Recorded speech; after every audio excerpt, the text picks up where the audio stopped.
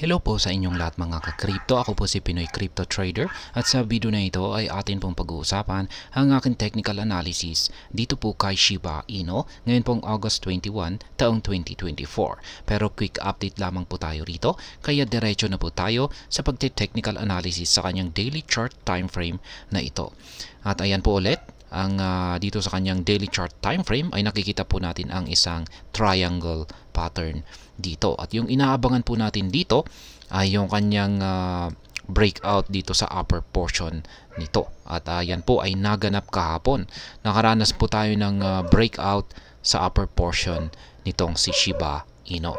At dahil po sa isang bullish breakout ito ay inaasahan po natin na aakyat itong si Bitcoin sa mga paparating na araw.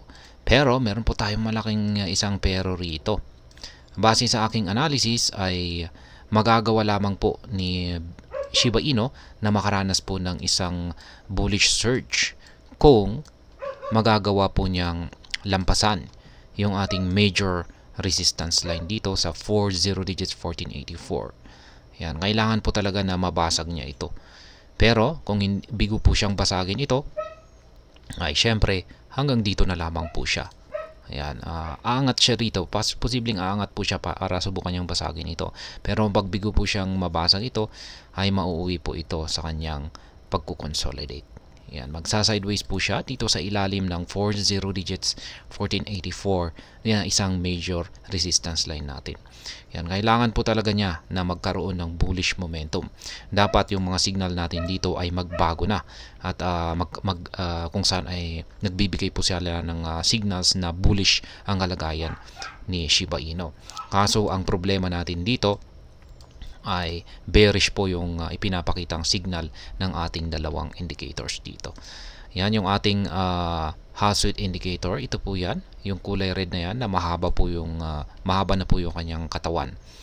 Yan, ibig pong sabihin ay parang kung pag humahaba na po ito ay parang malapit na pong magbago yung kanyang kulay or parang paubos na rin po yung puwersa ng mga bears o yung mga sellers. Kaya malamang ay sa mga paparating na araw ay posibleng magkaroon na tayo ng pagbabago sa kanyang trend direction. Pero mas makakabuti pa rin na abangan natin na ito ay magbago ng kulay. Yan, mula sa kulay red ay kailangan po itong magbago ng kulay at maging kulay green. Katulad po ng nangyari dito. At yan po yung hinihintay natin dito sa ating Haswell indicator na ito.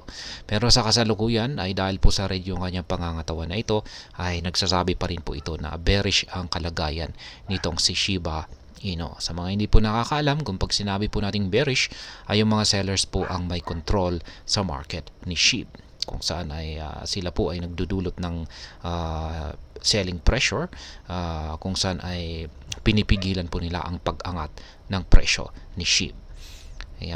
Ayan po.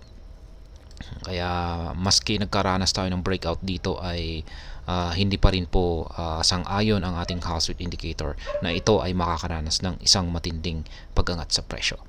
At pagdating naman po dito sa ating QQE mode indicator dito sa ibaba ay mapapansin po natin dito na simula nung August 10 hanggang sa kasalukuyan ay yung mga nabubuong QQE bars natin ay mga kulay gray. Ang ibig na rin pong sabihin niyan ay nanghihina po yung ating selling pressure. Yan, maski bearish market condition po tayo ngayon kay Shiba Inu ay yung selling pressure naman po ng mga bears or mga sellers ay nanghihina na rin. Ayan, ibig sabihin ay mababa po yung tsansa na sila ay makapagbasag ng mga support line. Kasi kung pag yung may control ay yung mga bears or yung mga sellers, syempre ang mga layunin nito or mga pakay nito ay papagsakin ang presyo ni Shiba Inu at basagin yung mga support levels. Pero sa ngayon, kapag ganito po yung nakikita natin na kulay gray, ay mababa po yung tsansa na meron silang kakayahan na magbasag ng mga support levels. Kaya yan po ang aking naging basihan kung bakit ko po nasabi na posibleng ang naranasang breakout na ito ni Shiba Inu sa ating triangle pattern na ito ay mauuwi po ito sa isang consolidation or pagsa-sideways. Pero maghintay lamang po na tayo, abangan lamang po natin kasi ang aabangan po natin dito ay gaya ng sinabi ko kanina ay tatangkain po or susubukan pong basagin ni Shiba Inu ang major resistance line natin dito sa 40 digits 1484. At yan, kung pag nagawa po niyang basagin ito ay syempre dito na po siya, dito ko na po masasabi na siya ay makakaranas ng tuloy-tuloy na pag-angat sa presyo. Kaya yan, malamang ay baka kung posibleng sa unang pagsubok niya ay posibleng mabigo siya, at sa tingin ko ay baka susubukan po niya ito ng 3 beses hanggang 3 beses. Pero kung pag wala talaga ay ayan, wala talaga. Pero ayan po yung ating patuloy na babantayan, sunod na babantayan dito kay SHIB. Kaya ayan, pagdating naman po sa ating trades ay wala pa po tayong natitrigger na mga nakaabang dito na pending orders. Yung panghuling pending orders po natin dito na na-trigger ay nito pag nakalipas na August 5, kung saan ay nakabili po tayo sa presyong 40 digits 1170. Halos malapit na po tayo makapag-take profit dito noong mga August 11, pero sayang at hindi po umabot yung karayom ng ating candlestick dito.